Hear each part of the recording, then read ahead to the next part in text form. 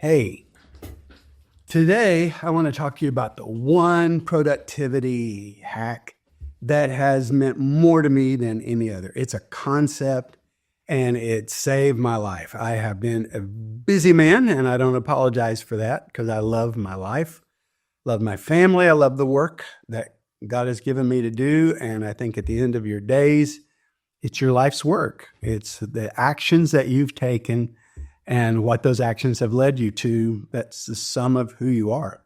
So I'm putting all I can into everything I do, but there's never enough time. And so I want to talk to you about something that came to me. I wish I could say who said it. I'll give you the background.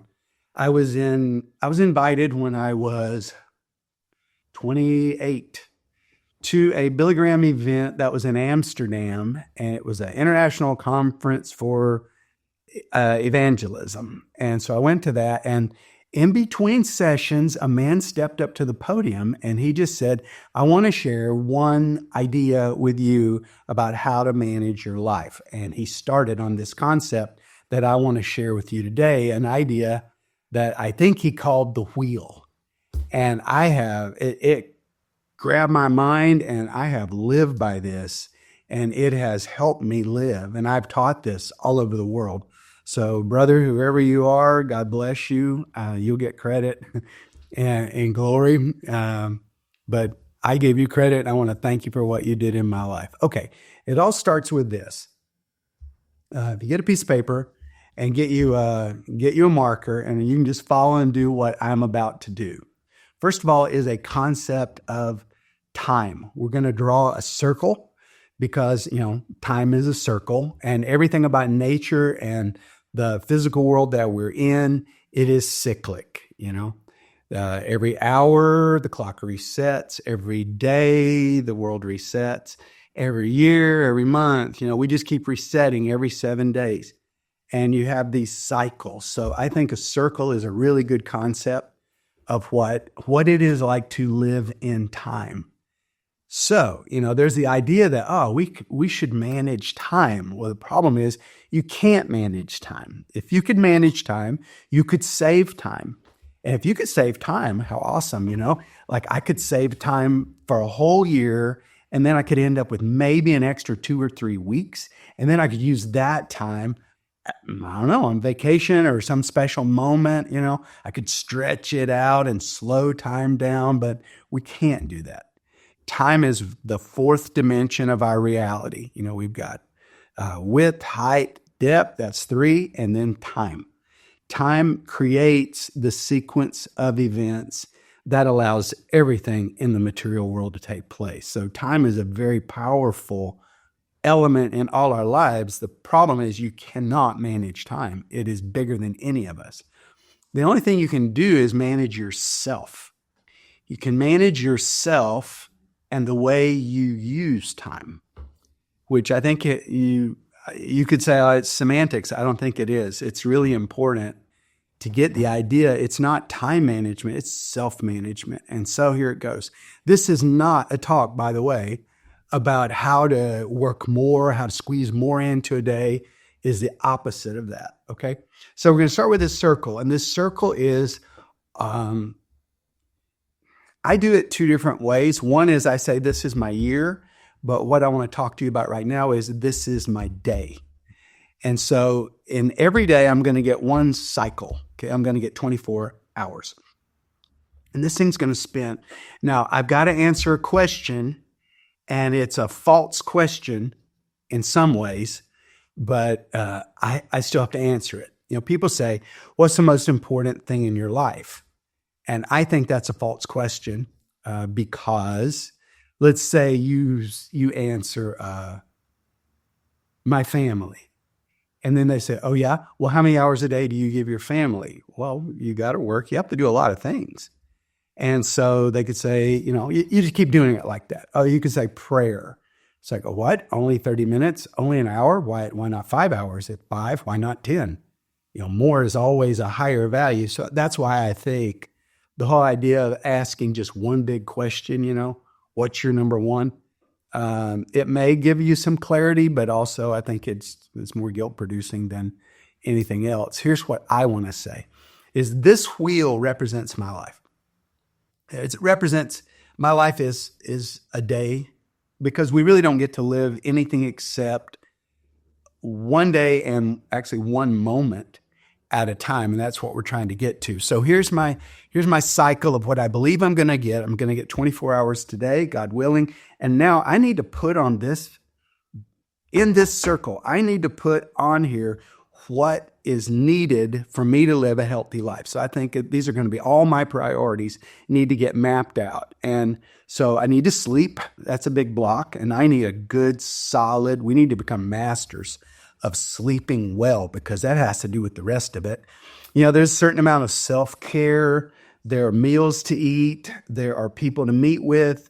There is, hopefully for you, a spiritual practice, a devotional practice that you're going to follow. There is time as a couple if you're married. There is time with your children. There's just these boxes of time, and you have to create these boxes of time. Now, we're doing this, that's my prioritization, okay? Nothing should get on this wheel if it is not a part of my priorities. And that's the first thing that I think we have to do to get our life under control is to declutter the wheel of our daily life. Just like, is it your priority to scroll 20 times a day and check what's gotten posted? Well, it's not a priority in my life. I might find myself doing that. So I need to make sure that I am controlling this wheel. Nothing should be on this wheel that I don't want on this wheel. That's the one control I have in my life. Okay, so, and some things don't take as long as you think they would, but they need to be scheduled for, and they need to be plotted on this wheel. Now, here's the whole point of the wheel, the whole point. The only time that matters is when this wheel is touching this line. And this line is the present moment.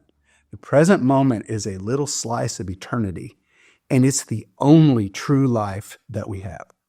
They say yesterday's history, tomorrow's a mystery. Each day is a golden opportunity, and that's why they call it the present. So our day is a present from God, but our moment. So, the answer to the question, what's the most important thing in your life? I can answer that really easily. Making this video for you. It's the only thing going on in my life. I have chosen to give this hour of my life to making this video in hopes that I can bring benefit to someone else because that's my priority in life. I want to build big people for the Lord. I want to do all I can to pour everything into everybody else's life. I want my biggest dreams to be for other people and to see you just rise and rise and rise. I want that for you.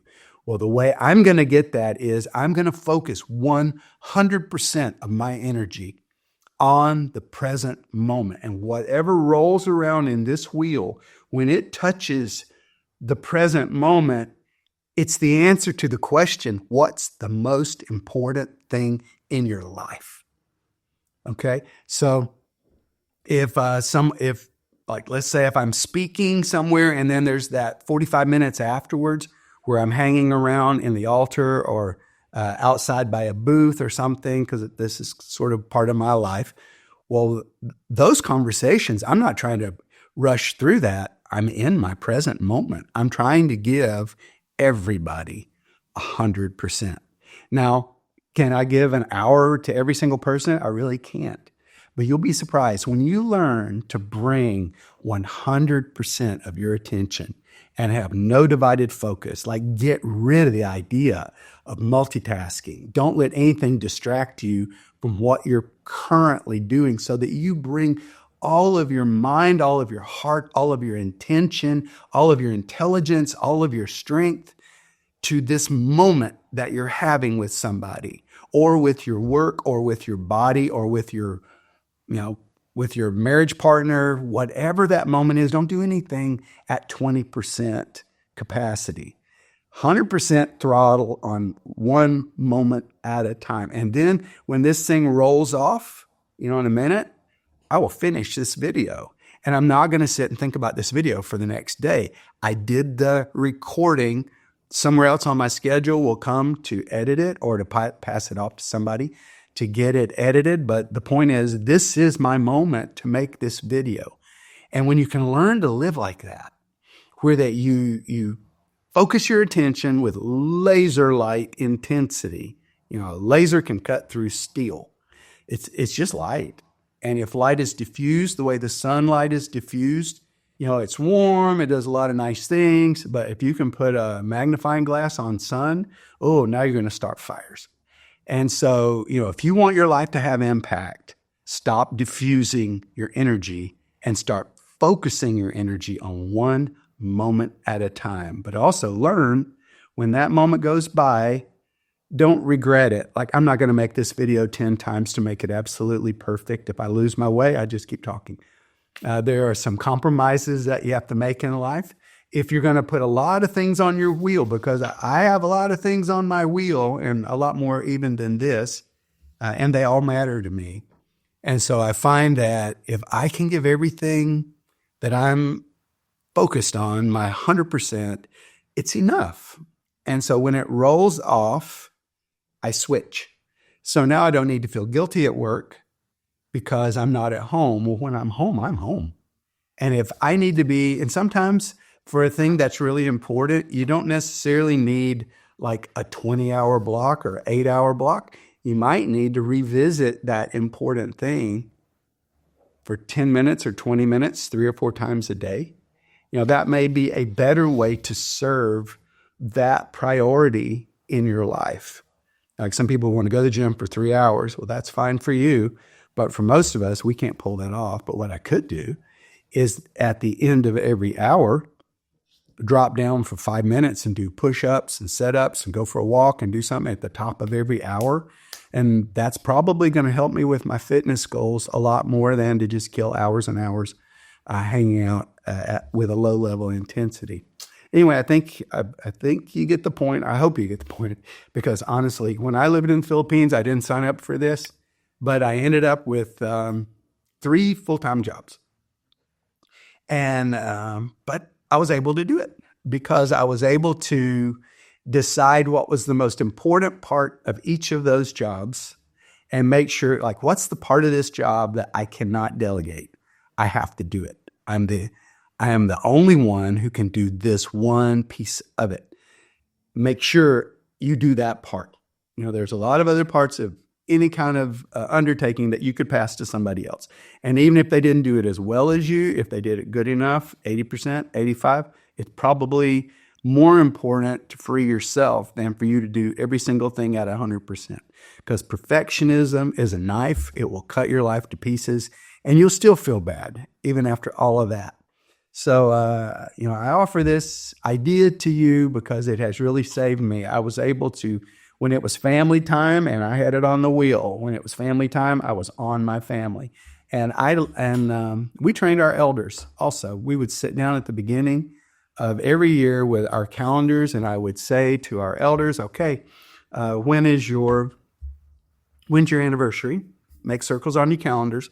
What are you going to do really special, not just that day? You ought to go away. Make that a really big deal. Let's block 2-3 days to go off as a married couple. Okay, now let's talk about every single day, the 1 hour you're going to give to your marriage. And for Sherry and I, it's at the end of the day. We want that last hour to be focused on each other. We don't want to be distracted.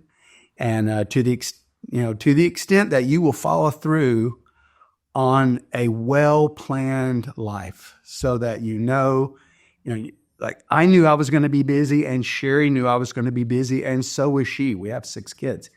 And we're planting a church, and I was president of a seminary, and we had a radio station, and some other projects in the fire, like a nonprofit that has grown. And so if you're going to do that much, that many things, you're going to have a system of some kind. And this is a system that worked for us. So we knew Monday was date day. We had like 7-hour date. We're going to sleep in late. We're going off together. That day was nothing but each other. I'm not going to do anything but focus on my wife.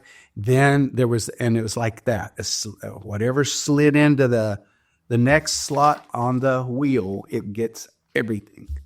And then everybody who deals with you feels like you heard them. They feel like you really saw them. You paid attention. You asked important questions that leaves them thinking because you were really there. You brought your whole self to your life. So anyway, I hope that helps you as much as it helped me. And I'd love to hear your thoughts on it. I'd love it if you would experiment with it and then get back to me and tell me if it makes a big difference in your life. I think the important part is what goes on the wheel. That's the first part. And secondly, managing yourself as the wheel rolls, because it won't stop. It never stops moving. And to manage your own attention span to bring it moment by moment to the life that God's called you to live. I hope this is helpful to you. If you haven't subscribed, please do and help me grow this publication. I'm just trying to do the best I can for the most people that I can. And if it's helpful to you, if you please share these videos with your friends, because I think it will be a benefit to them too. And it will multiply the effect of this work. So thanks again. I appreciate it. See you next time.